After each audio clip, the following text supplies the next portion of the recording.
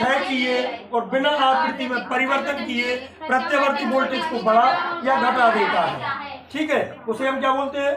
Transformer. एक बात और याद रखना, ट्रांसफॉर्मर हमेशा एसी पर ही काम करता है, मतलब प्रत्यवर्ती धारा पर ही काम करता है। क्यों करता है? क्योंकि प्रत्यवर्ती धारा में क्या होती है? आवृत्ति होती है।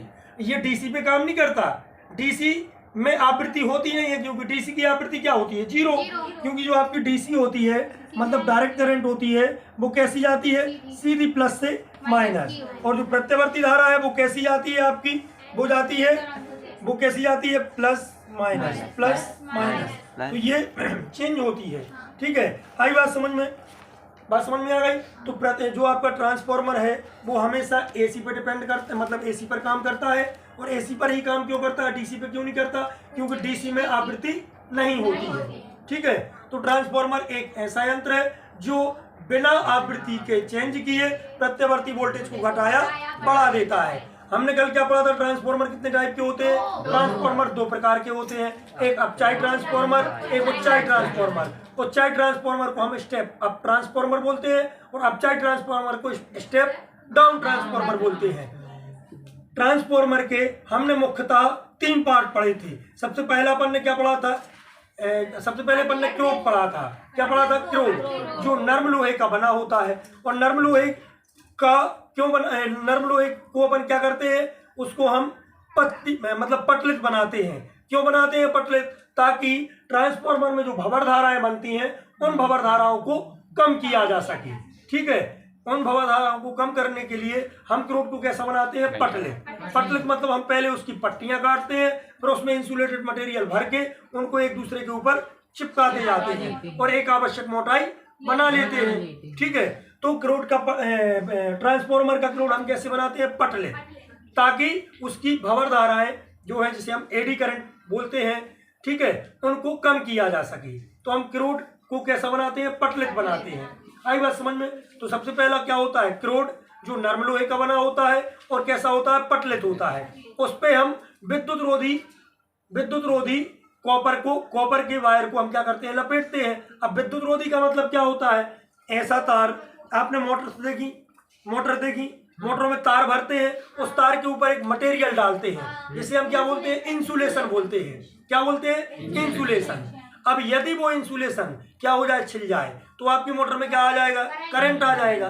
ठीक है, तो कॉपर के तार पर, जैसे आपके पास में एक कंडक्टर है, एक तार है, उस तार पे हम ये जो आपका प्लास्टिक वाली वो कवरिंग होती है उसको ना चलाएं।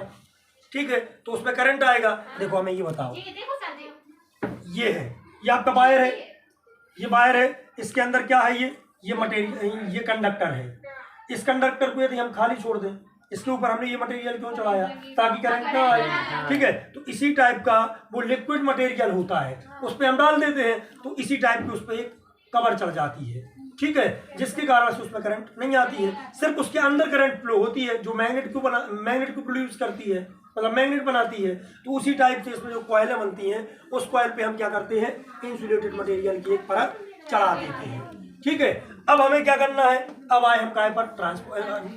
अपन क्या देख रहे थे अभी? मुख्यतः तीन पार्ट होते हैं। एक तो होता है आपका क्रोड, ठीक है, पटलित क्रोड, जिस क्रोड पर हम क्या करते हैं? विद्युत रोधी कॉपर की वायरिंग करते हैं। तो उसके बाद में दो कॉइलें होती हैं। एक कॉइल क्या होती है? प्राथमिक कॉइल, मतलब प्राथमिक कुंडली, और दूसरी कौन सी होती है? द्वितीय कुंडली। प्राथमिक कुंडली कौन सी कुंडली होती है? जिसमें हम इनपुट देते हैं। और द्वितीय कुंडली कौन सी होती है? जिससे हम आउटपुट लेते हैं। तो दोनों हो गई, दोनों कुंडलियां हो गई। अब आए इसके सिद्धांत पर। सिद्धांत अपन ने क्या लिखा था? ये अन्योन प्रेरकत्व के सिद्धांत पर कार्य करता है। अन्योन प्रेरकत्व के सिद्धांत अपन ने पढ़ा है। अन्योन प्रेरकत्व में क्या होता है? दो कुंडली होती हैं। कितनी कुंडली होती है? दो कुंडली, जिनको हम पास रखते हैं कि नहीं रखते? अपन पढ़ चुके हैं। तो हमने यहाँ पे परिवर्ती धारा दी, किसको? प्राथमिक कुंडली को।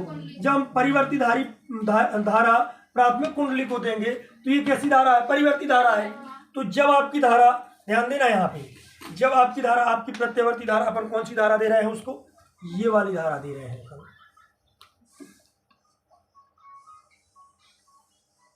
ये वाला वोल्टेज अप्लाई कर रहे हैं अपन। ठीक है, यहाँ पे क्या है? 0, यहाँ पे क्या है? A, यहाँ पे क्या है -a, ठीक है। यहाँ पे क्या है आपका पाई, यहाँ पे क्या है 2 पाई, और ये कौन से फॉर्म में जा रहा है, angular velocity, time with respect to time. यहाँ देखो बात नहीं करो इसका, ये आएगा अपना। तो जब आपकी करंट क्या थी, 0 थी, जब आपकी करंट 0 थी तब आपका मैग्नेट क्या था, ये वाला मैग्नेट 0 था 0। जब आपकी करंट थोड़ी सी बढ़ी तो ये थोड़ा सा मैग्नेट बना, और करंट बढ़ी और वोल्टेज बढ़ा और मैग्नेट बढ़ी, फिर वोल्टेज आपका क्या हो गया, मैक्सिमम हो गया, तो आपकी मैग्नेट क्या हो जाएगी, पूरी बन जाएगी, मैक्सिमम बन जाएगी। फिर यहाँ से फिर वोल्टेज आपकी घटेगी, वोल्टेज घटेगी तो आपका मैग्नेट घटेगा और घट के 0 हो जाएगा। फिर आपका अपोजिट मैग्नेट बनना स्टार्ट हुआ, क्योंकि अपोजिट डायरेक्शन में ये सेकेंड हाफ साइकिल जाएगी उसमें, तो आपकी ये जो मैग्नेट है अभी यहाँ पे मान के चलो N और S बना था, अब आपका ये N और S क्या हो जाएगा, यहाँ पे क्या बन जाएगा, S बन जाएगा, यहाँ पे N बन जाएगा, मतलब अपोजिट मैग्नेट बनेगी। अपोजिट मैग्नेट अभी इतनी बनी तो मैक्सिमम हो जाएगी, कम होगी 0 हो जाएगी। तो मैग्नेट में लगातार चेंज हो रहा है, मैग्नेट में लगातार चेंज हो रहा है। तो इससे जो प्रोड्यूस फ्लक्स होंगे, इसके जो इसमें लिंक फ्लक्स होंगे, वो फ्लक्स कैसे होंगे, लगातार चेंज होंगे।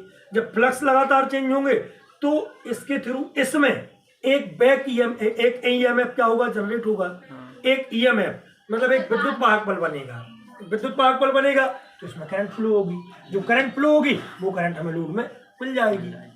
आई बात समझ में, बात समझ में नहीं आई, ठीक है। लगातार फ्लक्स में आप चेंज कर रहे हो, ठीक है। तो इसकी